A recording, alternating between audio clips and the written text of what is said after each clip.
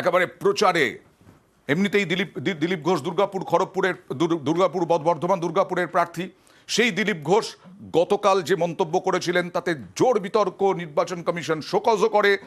আজকে তৃণমূলকে কটাক্ষ করতে গিয়ে নির্বাচন কমিশনকে মেশো বললেন। দেখুন। অবাক লাগলো, একটা চিঠি দিতে 10 জন গেছে টিএমসির। ভাই কি এমন হয়ে গেছে? সকালে উঠে মেসোর বাড়ি দৌড়েছো তোমরা, যখন রাস্তাঘাটে দাঁড়িয়ে কার নামে কি না বলেছো। আমরা তো মেসমশাইয়ের কাছে যাই না যে মেসমশাই কান মুলে দিন। আজকে পারছো না রাস্তায় রাজনীতি করতে, তাই ইলেকশন কমিশনের কাছে যেতে হচ্ছে। যাও, ঠিক আছে, আমরাও আইন মেনে কাজ করি। যারা রাজনীতির ময়দান ছেড়ে দিয়ে আজকে ছুটে যাচ্ছেন, যারা কোনোদিন রাজ্যপালের কাছে যেতেন, রাজ্যপালকে গালাগালি দিত, তারা রাজ্যপালের কাছে চা খেতে যাচ্ছে, ইলেকশন কমিশনের কাছে যাচ্ছে। কেন ময়দানে লড়তে পারছো না?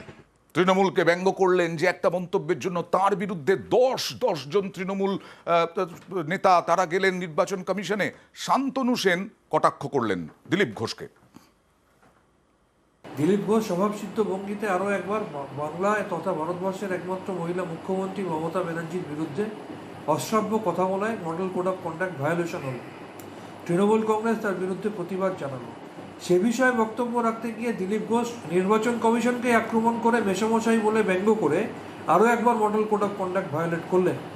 আমি মনে করি নির্বাচন কমিশনের দৃষ্টি আকর্ষণ করতে চাইছি এবং পরপর দুবার এইভাবে model code of conduct violate করার জন্যে দিলীপ ঘোষকে শুধু শোকজ নয়, নির্বাচন কমিশনের এমন পদক্ষেপ নেওয়া উচিত যাতে দিলীপ ঘোষ এই নির্বাচনে প্রার্থী হতে না পারে।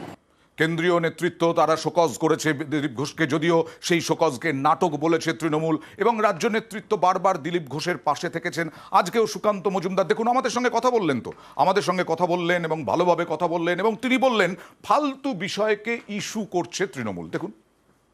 লাইটলি মুডে বলা কথা, এটা অত সিরিয়াসলি নেওয়ার কিছু আছে বলে আমার মনে হয়। যে বিতর্কটা ঘটেছিল সেই বিতর্ক তো অলরেডি দিলীপদা ক্ষমা চেয়ে নেওয়ার পর আমার মনে হয় ছেড়ে গেছে, কিন্তু এটাকে ফালতু একটা ঘটনা তৈরি করার চেষ্টা হচ্ছে। আর কারণ হচ্ছে তৃণমূলের কাছে কোনো ইস্যু নেই। যে নির্বাচন কমিশনকে তৃণমূল কংগ্রেস, বিজেপির লোক, বিজেপির দালাল এই সমস্ত শব্দ ব্যবহার করেছিল, সেই নির্বাচন কমিশনের কাছে তৃণমূল কংগ্রেস কেন যাচ্ছে, এটা তো সবারই তো মনে সন্দেহের উদ্রেক হবে। শোকজের জবাবও দেবেন, শোকজ নিয়ে তিনি কনফিডেন্ট শোকজের পরেও, এবং তিনি বললেন যে এর আগে তো মোদি, নাড্ডা, অমিত শাহ তাদেরকেও ব্যঙ্গ করে বিভিন্ন বক্তব্য তুলে আনা হয়েছিল তৃণমূলের পক্ষ থেকে। দেখুন কি বললেন। এটা রুটিন প্রোগ্রাম, যথারীতি আমার লয়াররা দেখছেন, চিঠি রেডি, আমরা পাঠিয়ে দেবো। আইনের কথা আইনভাবে হবে। আমার পার্টি আমাকে বলেছে যে রাজনীতি হোক সাইলেন্টতার মধ্যে, আমিও পার্টিকে আমার বক্তব্য জানাবো। আর অধীর চৌধুরী একটু চটুল ভাষায় বললেন।